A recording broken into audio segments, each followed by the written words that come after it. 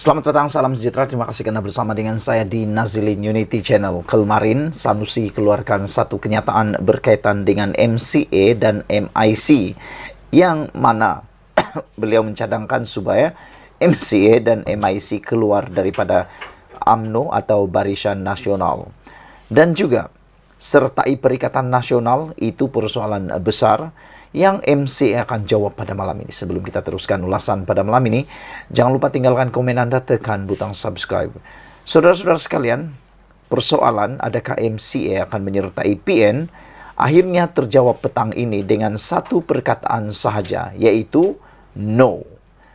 Presiden MCA Wee Ka Siong tidak berhasrat untuk melayan pelawaan PN supaya MCA dan MIC menyertai gabungan itu.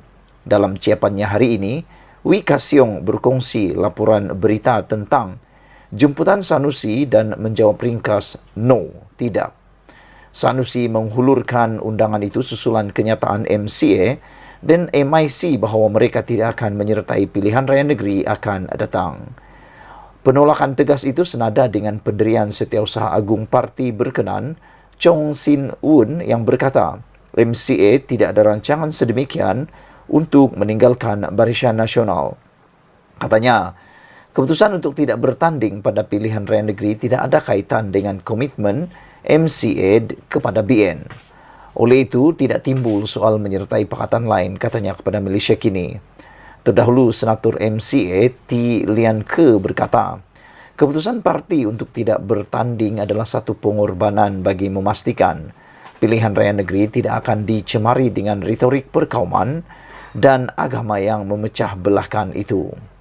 Pilihan raya negeri akan diadakan di 6 negeri, iaitu Negeri Sembilan, Selangor, Pulau Pinang, Kedah, Terengganu dan Kelantan. Suruhanjaya Pilihan Raya SPR telah menetapkan hari pengundian serentak pada 12 Ogos ini, yang adalah kali pertama bekas seteru BN dan Pakatan Harapan PH akan bertanding sebagai rakan sekutu. Saudara-saudara sekalian, pada pendapat saya, ini jawapan yang tepat daripada Wee Ka Siong.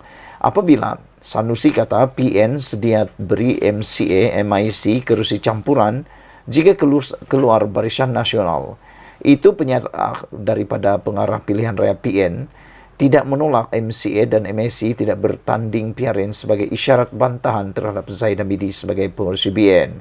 Sanusi berkata, PN, Perikatan Nasional, sedia beri MCA dan MIC kerusi campuran jika keluar BN.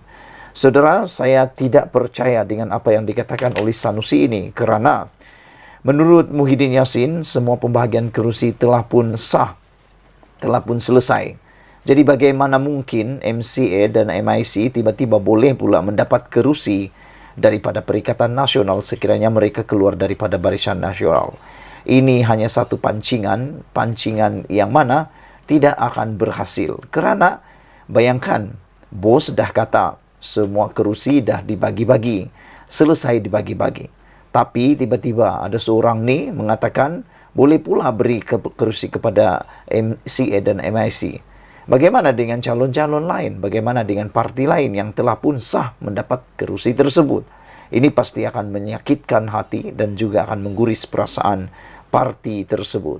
Oleh sebab itu, adalah amat baik apabila Wee Ka Siong, Presiden MCA, telah menjawab dengan tegas bahawa mereka tidak akan melayan jemputan Sanusi dengan menjawab ringkas no untuk menyertai Perikatan Nasional. Jadi bolehlah kata, teruslah bermimpi untuk Sanusi supaya jangan berharap lagi MCA dan MIC menyertai Perikatan Nasional. Ikuti terus ulasan selepas ini.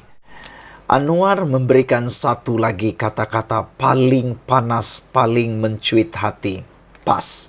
Apabila beliau kata, adakah kerana tak berjubah, serban, saya anti-Islam soal Anwar Ibrahim? Perdana Menteri Anwar Ibrahim membidas kritikan dan tuduhan beliau dan kerajaan perpaduan anti-Islam. Anwar mempersoalkan bagaimana tuduhan itu dibuat, sedangkan peruntukan untuk Islam lebih tinggi berbanding kerajaan terdahulu. Bagaimana nak kata kita anti-Islam? Di mana bahagiannya? Di mana kata Anwar Ibrahim?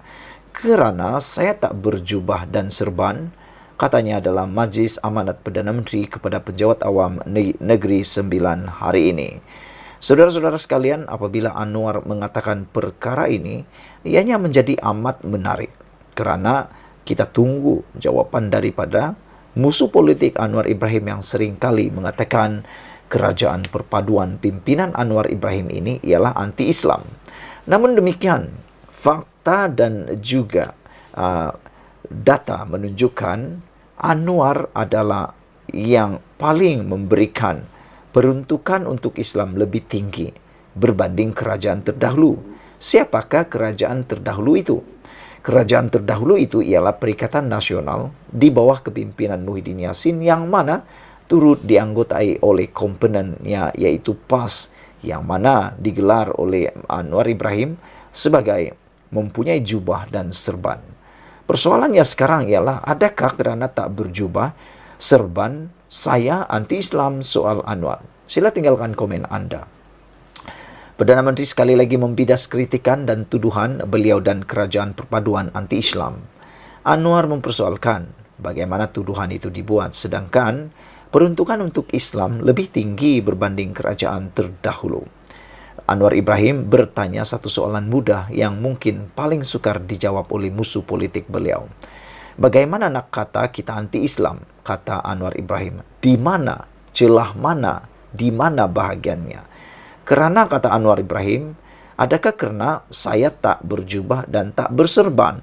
Katanya dalam satu majlis amanat Perdana Menteri kepada pejabat awam di Negeri Sembilan hari ini. Saudara-saudara sekalian, sebelum kita teruskan ulasan kali ini, mohon kiranya Anda tinggalkan komen Anda. Adakah Anda rasa Anwar Ibrahim ini yang mana dikritik kononnya adalah anti-Islam?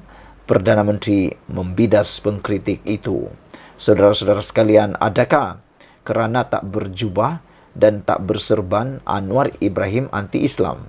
Pada pendapat saya, Anwar Ibrahim tidak anti-Islam kerana beliau telah pun menyediakan peruntukan untuk Islam lebih tinggi berbanding kerajaan terdahulu. Itu pengakuan daripada Anwar Ibrahim. Ikuti terus ulasan selepas ini.